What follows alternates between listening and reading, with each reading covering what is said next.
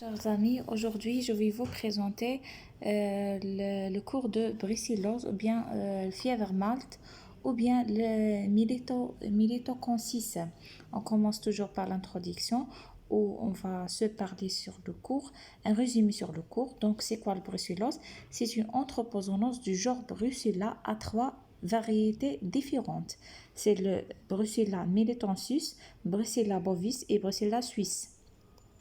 Touche préférentiellement les animaux domestiques, les bovins, les ovins et les caprins, et l'homme atteint accidentellement par contact, soit direct ou indirect, essentiellement digestif.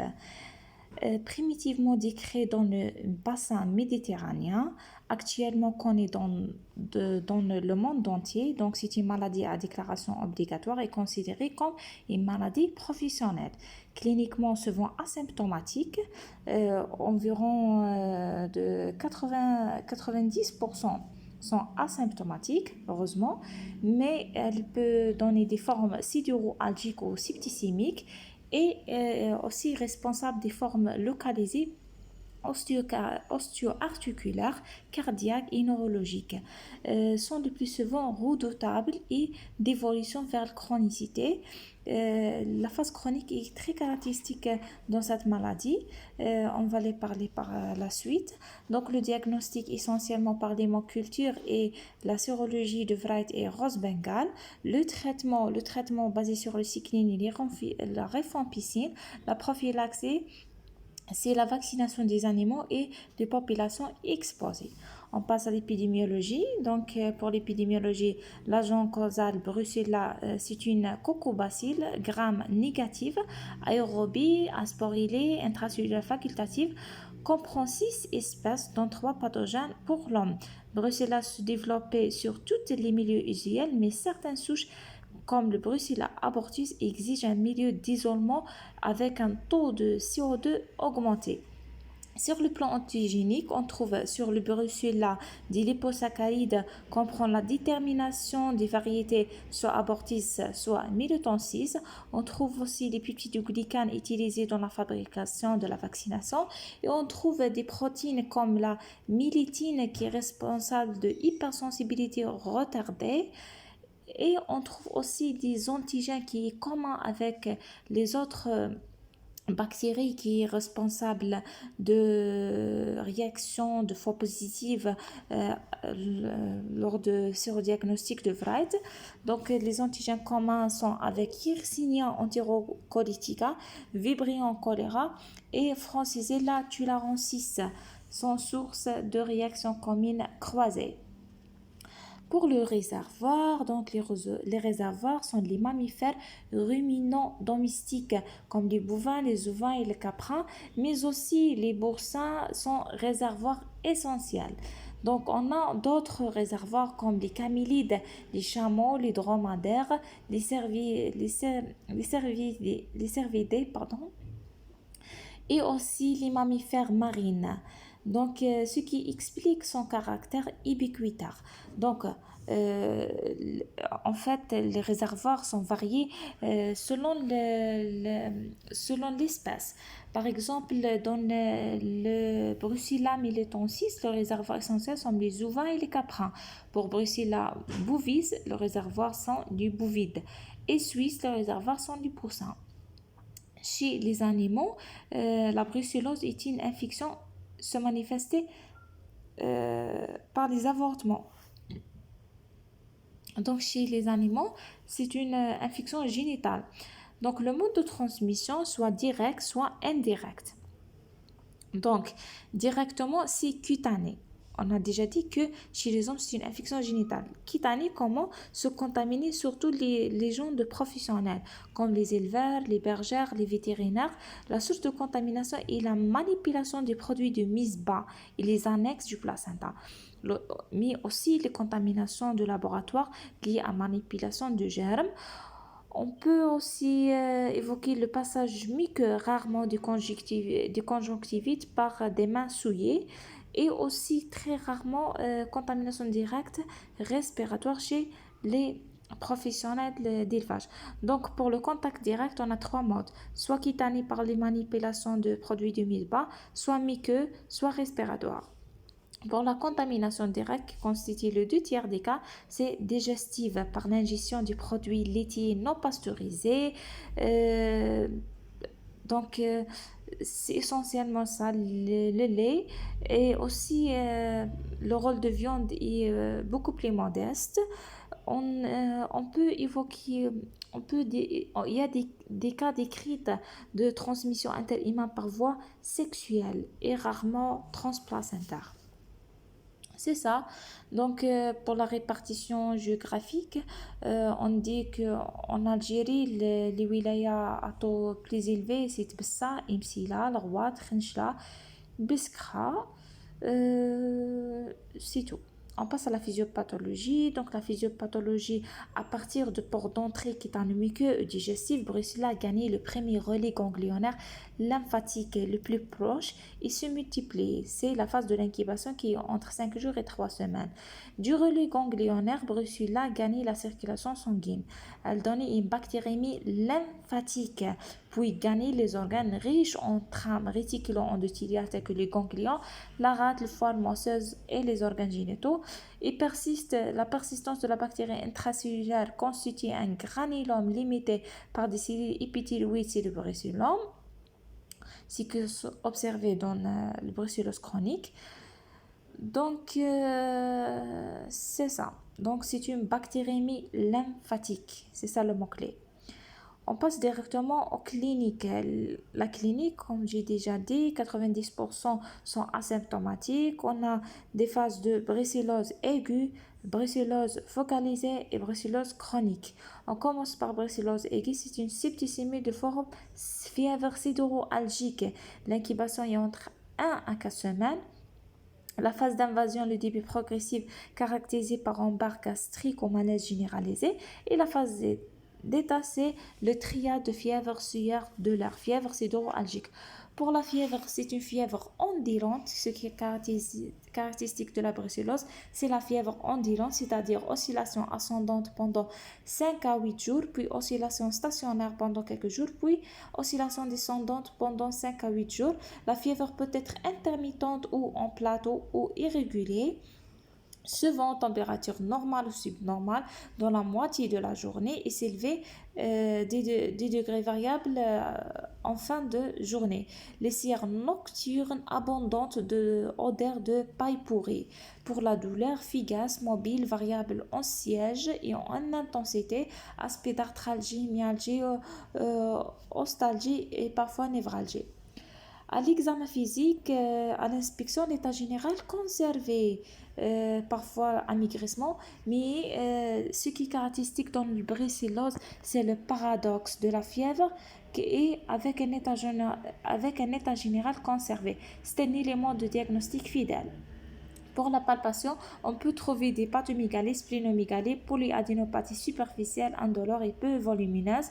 Parfois orchide unilatérale de 20% des cas, c'est un élément d'orientation du diagnostic. Atteinte articulaire peut être observée. Pour l'évolution de cette phase, qui est la phase aiguë, son traitement, donc, euh, son traitement, l'évolution est favorable et souvent sans séquelles, mais dans plusieurs jours, un mois, avec fréquence de rechute de complications et de localisation multiples. Ce traitement, le guérison obtenue en quelques jours, mais la convalescence est lente et le rechute et localisation secondaire reste possible. Dans cette phase aiguë ou bien brucellose aiguë, on a d'autres formes cliniques, forme pseudotyphoïde qui donne un typhus mélitotoxique, réaliser un tableau de fièvre typhoïde, et on a les formes polyviscérales malignes avec évolution de localisation secondaire, mais surtout sur un terrain particulier d'immunodépression ou bien du multiple taré. On passe directement à la brucellose focalisée. La première forme, c'est l'atteinte osteo-articulaire qui se manifeste par la spondylodicite.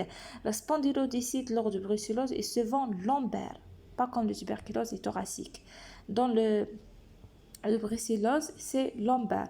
L'examen clinique, douleur avec contraction localisée, raideur segmentaire de rachisme lombaire. L'examen radiologique est tardif.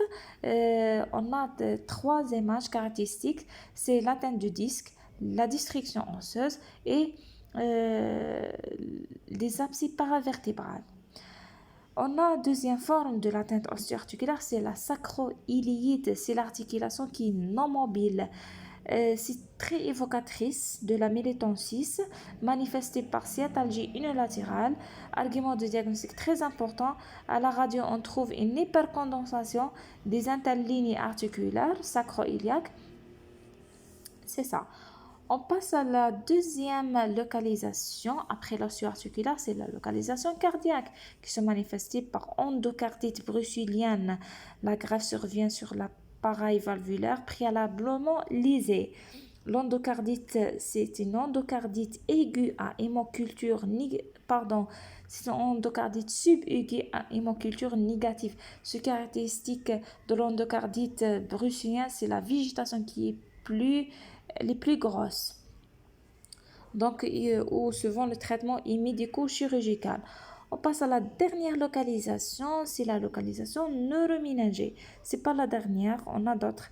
Donc, mais le plus important, c'est l'ostéoarticulaire, cardiaque et neuroméningée. La neuroméningée, c'est la neurobrucellose. Donc, c'est atteinte méningée en premier lieu, liée à l'expression donc précoce ou latente. C'est une arachnoïdite. Le LCR, l'examen de LCR, on trouve une hyperleucocytose avec hyperprotéinurie, hypoglycémie, des troubles de mémoire et ce qui est caractéristique dans la neurobrucellose, c'est l'atteinte du nerf 8 qui se manifeste par hypoacosie. Donc lié à l'arachnoïdite de la région de l'angle pontocérébelleux. C'est ça. D'autres localisations comme la localisation génitale ou urinaire manifestée par orchiépidémie souvent unilatérale. On peut observer des glomérulonéphrite. Atteinte aussi hépatosplénique, des atteintes hépatiques, hépatite granulomateuse ou bien des abcès froides comparables au tuberculome. Ce qui fait la différence, c'est l'acide histologique qu'on trouve dans le brucellose, le granulome de Pong. On peut observer aussi des pneumopathies, des pleurésies, etc., mais exceptionnelles.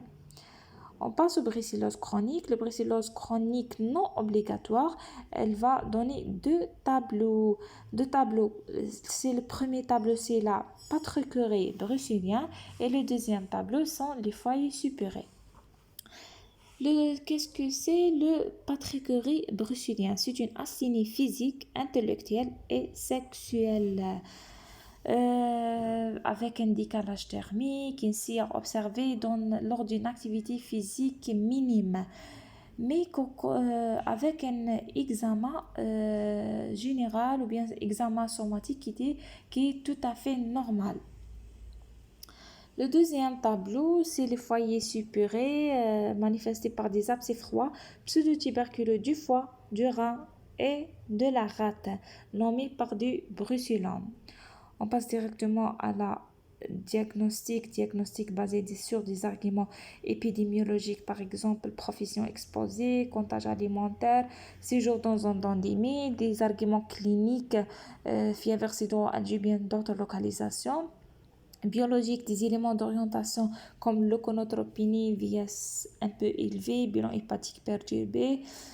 Et pour l'examen de certitude, premièrement, examen bactériologique, c'est la mise en évidence de germes réalisés par des hémocultures qui sont réalisées en primo-invasion dans le pic fébrile ou bien le période d'apérixie avant l'antibiothérapie. N'oubliez pas d'avertir le labo pour plusieurs raisons. La première raison, pour le milieu de culture, on a déjà dit que abortis exige un milieu riche en CO2 et aussi pour la durée de la culture qui est lente, entre 2 à 3 semaines, et aussi pour prévenir les professionnels de risque d'exposition. Ça, pour l'hémoculture, on peut isoler aussi le germe par ponction des ganglions hépatiques, médullogrammes et dans le SCR. On passe à la sérologie. La sérologie, c'est la sérologie de Wright, c'est l'examen de référence de l'OMS, positive entre le 10e et le 15e jour d'évolution. Elle indique l'IgM, le taux de significativité La significativité, c'est 1 sur 80, c'est-à-dire 100 unités. Il a une valeur prédictive positive faible en zone non endémique. On a aussi le deuxième test, c'est rose bengale ou bien l'antigène tamponné, synthèse de dépistage. Le taux de significative, c'est 1,08 ou bien 25 unités. La spécificité et valeur prédictive négative en zone non endémique. Mais le problème de Wright, c'est le faux positif et le faux négatif. C'est pour ça qu'on va compléter par ELISA ou bien l'EFI qui a deux bénéfices. Premièrement, donner une stadification de l'infection par l'IgM. Elle donne les IgM, les IgG, les IgA. IgM infection récente, IgG ancienne et IgA infection focale traînante. Et elle peut éliminer les faux négatifs et les faux positifs de Wright. Les faux négatifs correspondent à des anticorps bloquants et les faux positifs sont les réactions croisées avec Francisella tularensis, Yersinia et Vibrio cholera. N'oubliez pas aussi le diagnostic cutané, l'IDR à la mélétine, mais qui est abandonné. Pour le diagnostic différentiel, fièvre typhoïde, tuberculose, fièvre qui, yersignose, etc. Pour le traitement, c'est le consensus algérien 2018 qui préconisait qu'il n'y a pas de monothérapie dans la brucellose. Dans la forme aiguë, c'est bithérapie pendant 6 mois ou bien 2 mois. Et la forme focalisée, c'est 3 antibiotiques pour 3 mois. Les aminosides ne dépassent pas 3 semaines. Et pour les cyclines, sont contre-indiqués chez la femme enceinte et l'enfant moins de 8 ans. Donc, on va voir ensemble l'instruction algérienne. Donc, l'instruction relative de la prise en charge de brucellose, c'est la dernière en 2018. Donc, on a un tableau de prise en charge. Pardon. Pour le brucellose aiguë, donc c'est l'association de 2 antibiotiques. La première intention, c'est la doxycycline et la gentamicine. Deuxième, c'est doxy plus rifa. Et troisième, soit doxy plus quatrioxazole, soit la rifampicine plus la fluoroquinolone. Pour la focalisation, on a soit l'endocardite, soit l'osseo-articulaire, soit la neuroméningie. Donc, pour l'endocardite, c'est l'association de 3 antibiotiques, la doxyréfagenta ou bien doxyréfacotrimoxazole. Pour l'osseo-articulaire, association de bithérapie, doxygenta, puis un relais par la rifampicine, ou bien directement rifampicine cotrimoxazole. Cette fois-ci, la durée est 3 mois, mais on peut allonger la durée de traitement jusqu'à 6 mois. Pour brucellose neuroméningée, c'est 3 antibiotiques, cotrimoxazole, rifampicine et la gentamicine. Pour brucellose chronique, il n'y a pas d'indication de traitement. Chez la femme enceinte, on traite par la rifampicine et le cotrimoxazole. On n'utilise pas la doxy, c'est contre-indiqué. Pour l'enfant aussi, moins de 8 ans, on n'utilise pas la doxy, c'est contre-indiqué. Donc, on traite par la cotrimoxazole genta ou bien cotrimoxazole rifampicine. Donc, c'est ça. Pour la prévention, donc si maladie à déclaration obligatoire, la lutte contre la brucellose par vaccination des animaux, mesures de protection humaine, par la pasteurisation du produit laitier et la vaccination humaine chez les sujets exposés ou bien les professionnels comme l'élevage, les vétérinaires, etc. Et merci.